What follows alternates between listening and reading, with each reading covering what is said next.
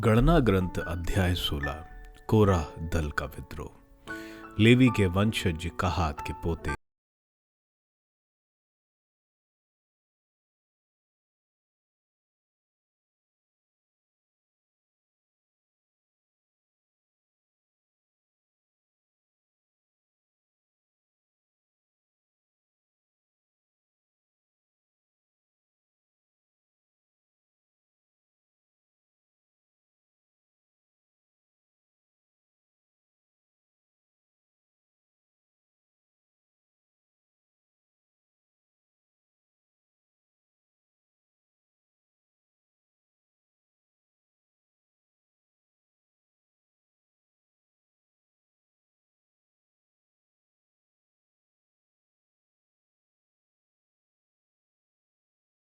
कर देगा कि उसका कौन अपना है और कौन इतना पवित्र है कि वह उसे अपने पास तक आने दे।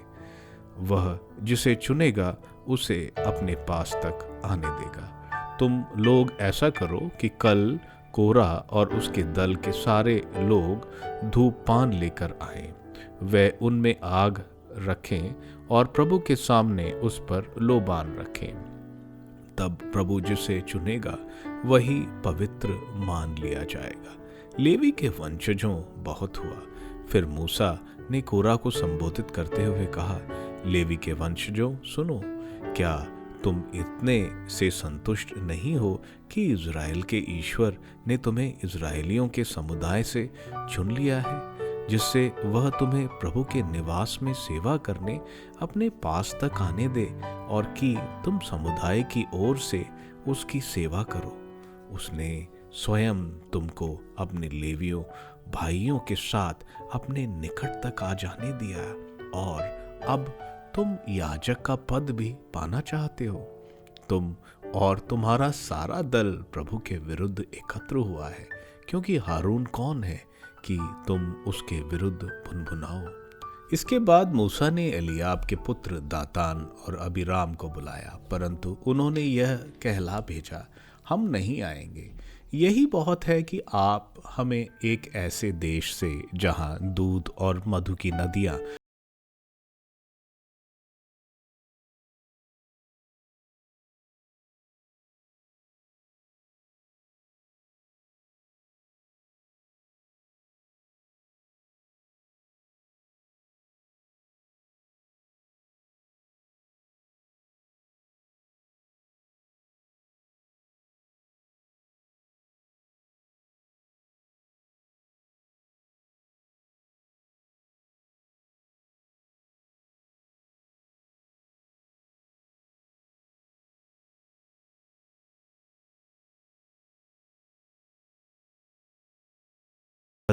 लिया है और ना इनमें किसी का कुछ बिगाड़ा है।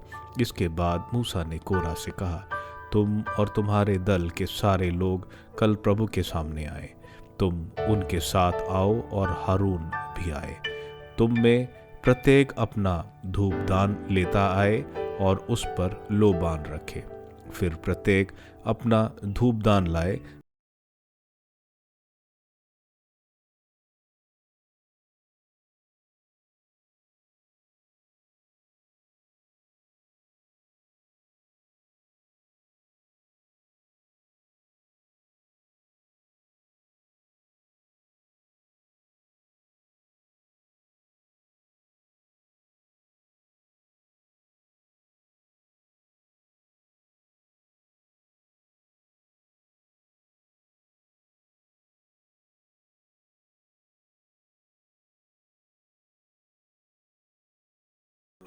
क्योंकि मैं क्षण भर में ही उनका विनाश करने जा रहा हूँ। तब वह नतमस्तक होकर निवेदन करने लगे, ईश्वर सारे प्राणियों के जीवन दाता, क्या तू एक व्यक्ति के पाप के कारण सारे समुदाय पर क्रोध करेगा?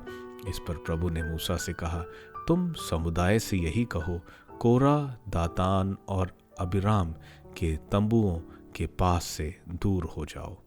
इसके बाद मूसा उठकर दातान और अबीराम के पास गया। इज़राइल के नेता भी उसके पीछे हो गए।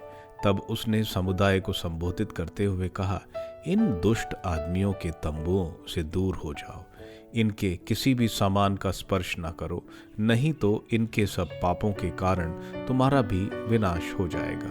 तब लोग कोरा, दातान और अबीराम के तंबुओं से अलग हो गए। दातान और अबीराम निकलकर अपनी पत्नियों और अपने छोटे छोटे बच्चों के साथ अपने तंबुओं के द्वार पर खड़े थे। उसी समय मूसा ने कहा, अब तुम जान जाओगे कि प्रभु ने मुझे यह सब कार्य करने भेजा है और मैं अपने आप कुछ नहीं करता। यदि इन लोगों की मृत्यु अन्य लोगों की तरह हो जाए और इनका भाग्य अन्य मनुष्यों की तरह ही हो, तो समझो कि प्रभु ने मुझे नहीं भेजा है। परंतु यदि प्रभु को कोई असाधारण कार्य करे और पृथ्वी अपना मुंह खोलकर इन्हें और इनका सारा सामान लील जाए तथा ये जीवित ही अधोलोक में उतरें, तो तुम जानोगे कि इन मनुष्यों ने प्रभु का तिरस्कार किया है। मूसा जैसे ही यह कह चुका, उन लोगों के नीचे की भूमि फटी और पृथ्वी अपना मुंह खोलकर उनके परिवारों सहित निगल गई। यही नहीं, उनके सारे सामान के साथ कोरा के दल वालों को भी। वे अपने परिवारों के साथ जीवित ही अधोलोक में उतरे। उनको निगल जाने के बाद पृथ्वी का मुंह फिर बंद हो गया। इस तरह समाज से उनका विलोप हो गया।